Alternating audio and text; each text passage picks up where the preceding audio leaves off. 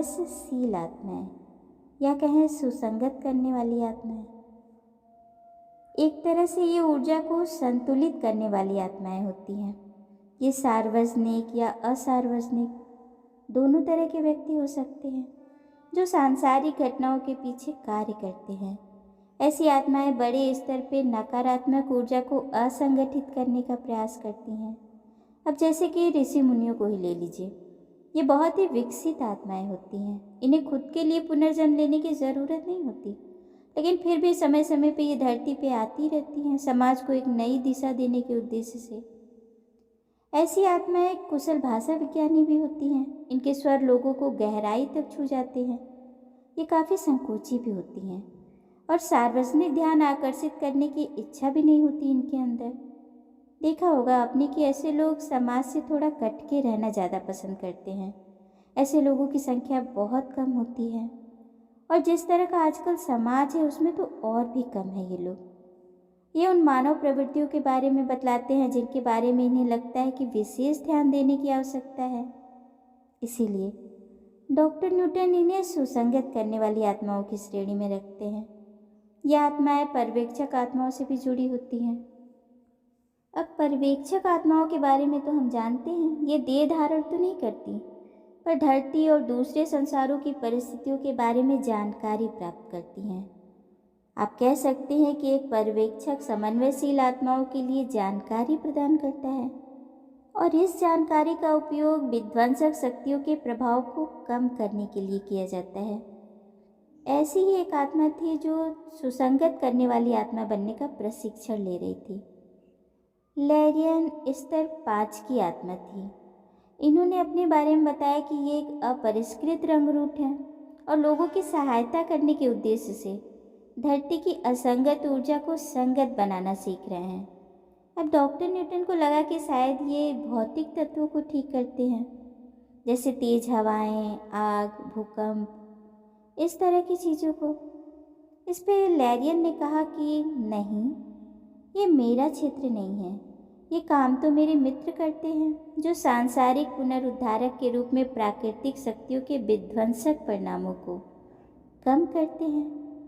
अब अजीब बात थी डॉक्टर न्यूटन के लिए कि पहले तो प्राकृतिक विध्वंस हो और फिर इन्हें कम किया जाए। अगर ये उन्हें कम कर ही सकते हैं तो होने ही क्यों देते हैं इन चीज़ों को। ये शक्तियाँ अगर इन विनाशों को होने से पहले ही रोक लें तो बहुत से लोगों को दुख से बचाया जा सकता है।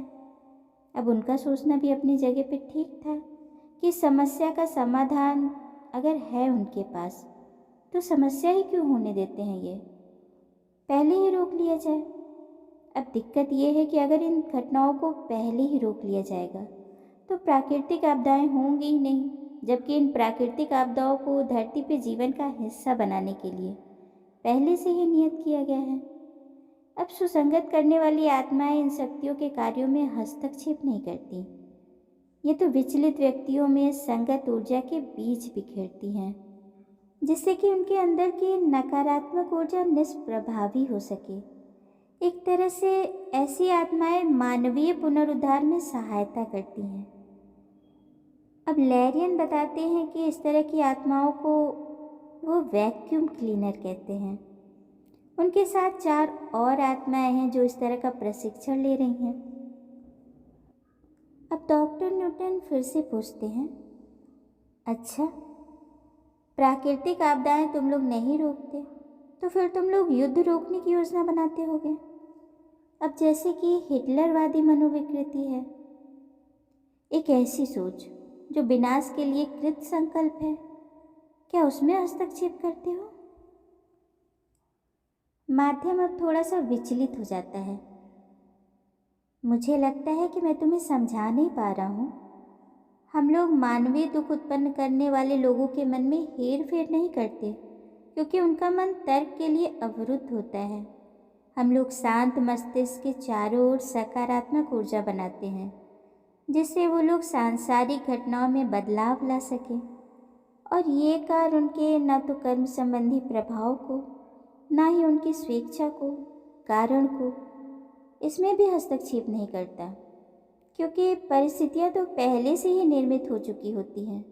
हम तो बस ऐसे लोगों के लिए सकारात्मक ऊर्जा की तरंगे भेजकर विवेकशील विचार शक्ति की संभावना को और बढ़ा देते हैं। और ये सब शांत मन और शांत वातावरण के जरिए ही संभव है।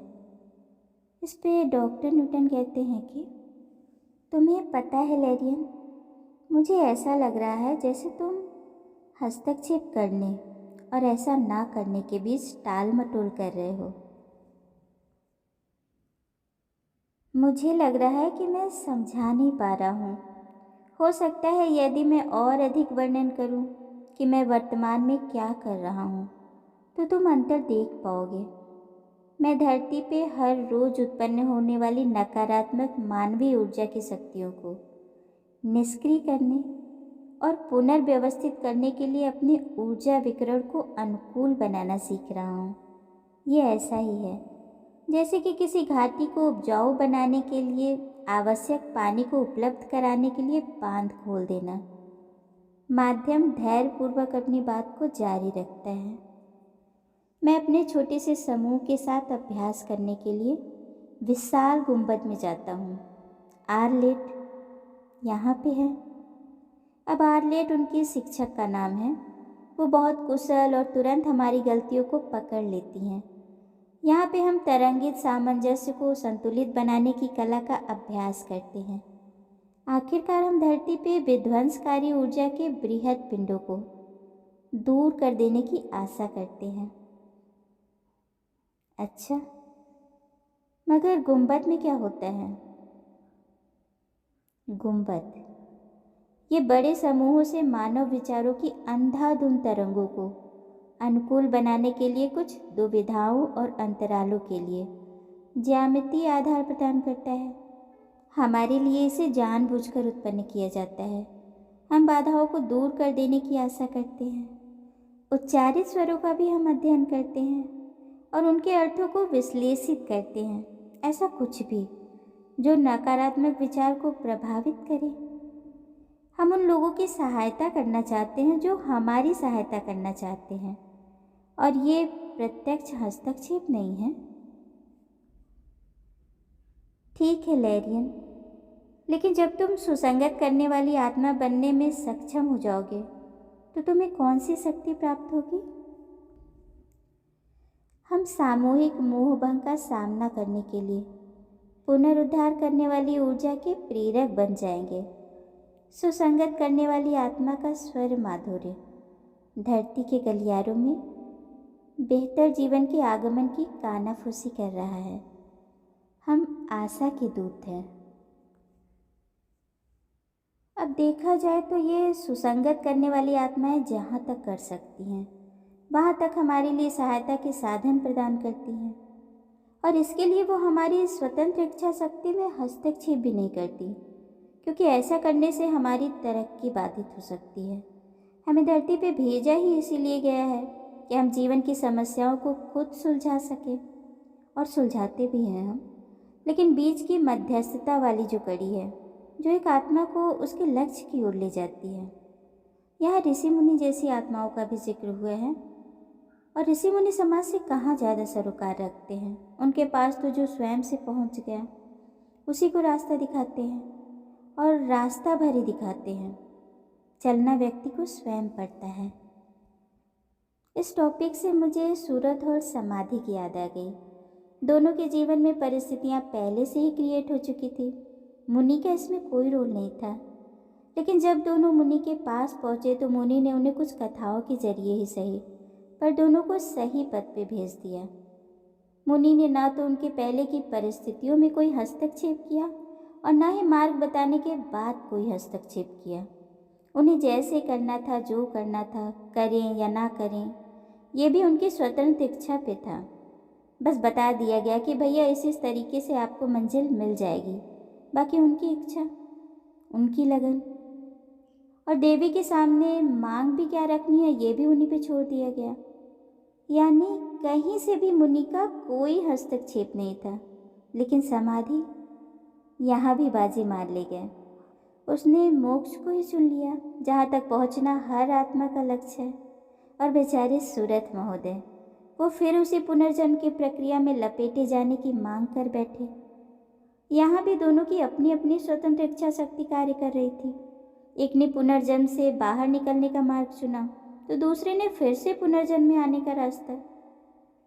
शायद लैरियन भी मुनि जैसी आत्माओं की बात कर रहा था, क्योंकि मुनि ने भी तो प्रत्यक्ष हस्तक्षेप नहीं किया था। खैर, जो भी हो। अच्छा, सूरत और समाधि का पता है ना कौन है ये लोग? और नहीं पता तो खुद पढ़िएगा दुर्गा सप्तशती। आगे हम रचना विशेषज्ञ के बारे में जानेंगे। ये दो तरह के हो सकते हैं, एक तो भौतिक वातावरण का निर्माण करने वाले, और दूसरे वो जो वातावरण में जीवों की रचना करते हैं। ऐसी आत्माएं उन संसारों में कार्य करती हैं जहाँ नए जीवन का विकास हो रहा होता है। ऐसी ही एक आत्मा के केस का जिक्र हम अगली कड़ी में करेंगे।